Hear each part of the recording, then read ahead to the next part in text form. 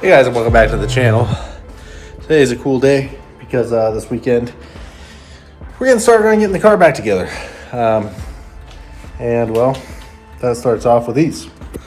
So this week I got a pretty decent deal on two Super T10 transmissions. Kind of cool part is the tail shaft housing on these are Richmond or Tex Racing equivalent magnesium tail housings.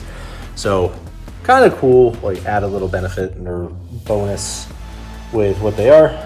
But all in all, got them from a really cool circle track racing guy.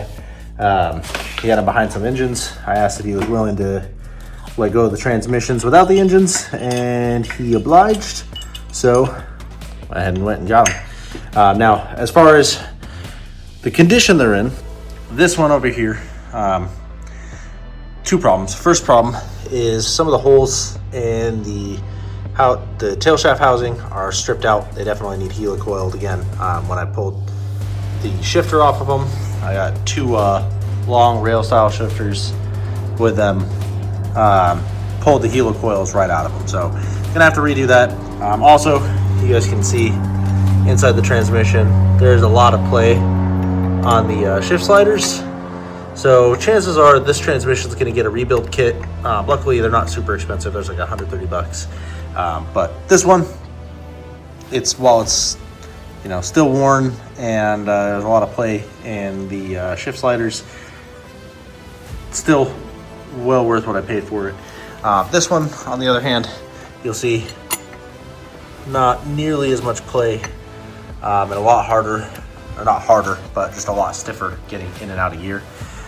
So this one's going to be the one going into the car, and then we'll clean up at least one of the long shifters to throw in there. Just got to get a new length step back plate because these are for our pro late model or late model stock car racing. So we're going to have to shorten up the rods and get a shorter step back plate for those. Slap it all in, and we'll get it up in the car. Pretty stoked on this. So right now, just cleaning up the surface. I was inspecting the gear set, making sure everything was as good as it could be there. We're going to go ahead and seal the side cover back on, and then at least let that set as far as that's concerned, so we can get some oil in there and punch it back up in the car.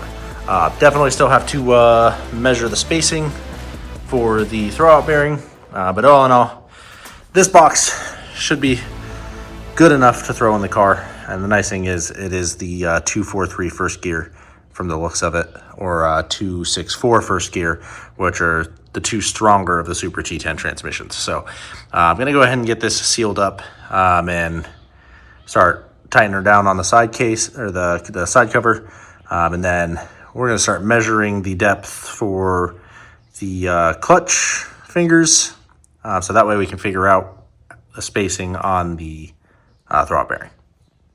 Cool.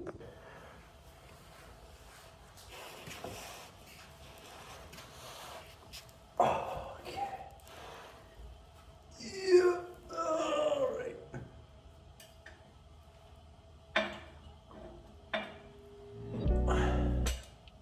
So we use this tool. This is pretty self-explanatory. This side goes up against the bell housing. You push the rod until it touches the part of the clutch fingers that the throwout bearing makes contact with, and then you pull it out of the car, and just for example, push it. And when you pull it out of the car, you want to push it one notch down. There's your thousandth, 0.100. And then when you throw this up on the face of the transmission, bada bing, bada boom, the end of that rod is where the end of the throwout bearing would be. Now, these transmissions have a different input bearing retainer. It's a little bit thicker and has a big standoff, so measurement just works a little bit differently. So I had to remeasure. If we put it down, what I found is that with this tool, there's an extra thou that we don't want. I mean, I know we can go up to 200 thou and it'll still engage. I like to be closer to 1 thou or 1.5. So I'm going to wait until tomorrow to resume installing so I can get the correct thickness nuts to go in here to space this out just ever so slightly from the bearing retainer. That should give us the correct air gap, and then we can punch the box in and we will have a transmission back of the car. Super exciting, kind of bummed I don't have the correct hardware to get that done right now, but it is what it is. We want to make sure we do it right, so that way we're not A, overextending the crank, or B, we aren't under engaging the clutch. So splitting hairs, but I want to just make sure that I have it set up the way that it was set up before, because it felt good and the clutch worked properly. So I will check back in with you guys tomorrow when I get that started, and we will go from there. All right, day 2 of working on getting this trans into the car. I have already gone to the hardware store and got some lock nuts, and I'm hoping that that gives me just enough clearance to have a little better air gap spacing. So I'm gonna jump out of the car with that. So there it is. Now I'm gonna slide this rod until this little O-ring reads 1 notch back. Boom. There's 0.100. And now, let's see if that's where the throw-up bearing sits.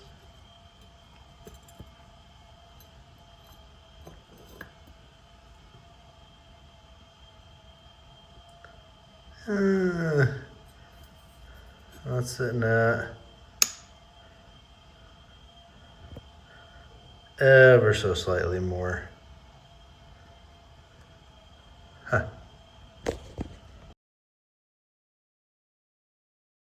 All right, well, stopped recording because I'm gonna be honest, when your car's the lowest setting on the jack stands off the ground and you're trying to muscle a transmission up into by yourself, it's not the easiest to do wall filming. Definitely need to get some like Ray-Ban Meta glasses or something, but you guys can see gearbox is up and in the car, which means now we just wait for the shifter setback plate to get here, and then we can set the shifter up in and start measuring out the rod lengths that we need for the shift linkage, because we're running the long rail style shifter instead of a Hurst like throw style shifter. So right here's where we kind of take a break and wait for that to come in, but good progress. All right, guys. Well, it's like 5 days later. Shift plate finally came in. So I'm currently getting it mocked up on the extra box that I didn't put in the car. We're gonna go ahead and loosely mount it up, and then these rods, which are aluminum shift rods with Heims, they're supposed to be a little bit nicer. I've never driven on like OEM style, like slip through rods, but using Austin shifter before with a Hurst setup, I really did like how like nice and solid they felt. Problem is, these are going to be a little bit long, so I am going to have to cut them down and then rethread one end. So I need to go ahead and get this mounted up and then pull the right hand threaded threads out, because those are the only taps I have access to right now, and then we'll kind of go from there. Now that this is where it needs to be in the correct shifter location, we can go ahead and start getting the rough sizing on here, and then we'll just leave enough adjustment and enough thread engagement so that way we can throw it on the other box and adjust it for that box. So let's get started.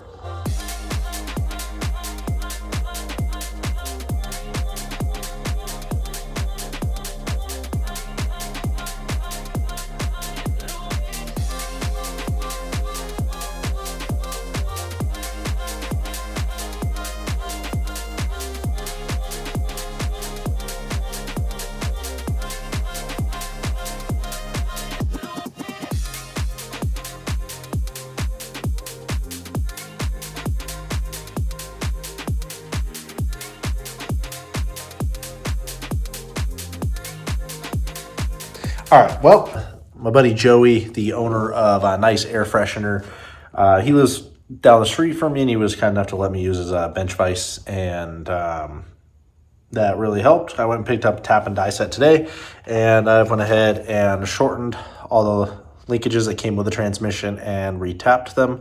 But now is the time I got to clean all this stuff up, throw it on the spare transmission just to make sure that it's in the ballpark of the right size, and then then I can actually start putting stuff on the transmission in the car. So clean this stuff up, and then we'll start mocking it all up.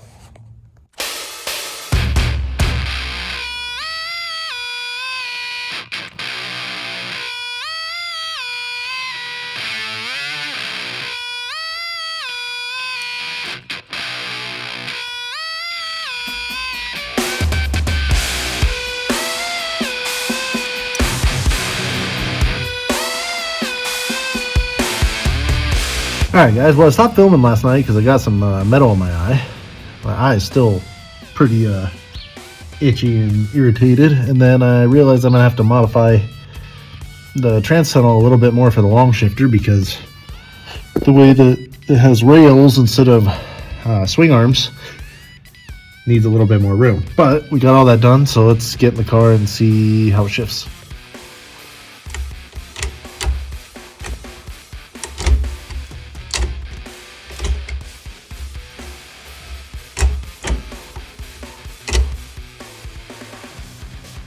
I was using the handheld belt sander to kind of clean up the edges so I didn't cut my fingers, and even though I was wearing eye protection, somehow a metal shard fell in my eye.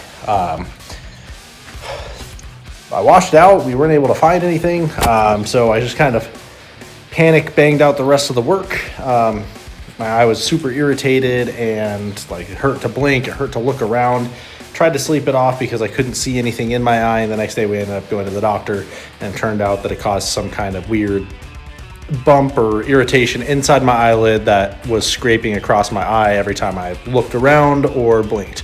So that being said, that's why I didn't really film any of getting the shifter in the car. I was just kind of like panic getting it done because I was in a lot of pain and discomfort, and it was hard to focus on getting filming done while dealing with that. Luckily, seem to be doing all right. I don't know if you guys can see on camera, but my right eye is still a little bit puffy.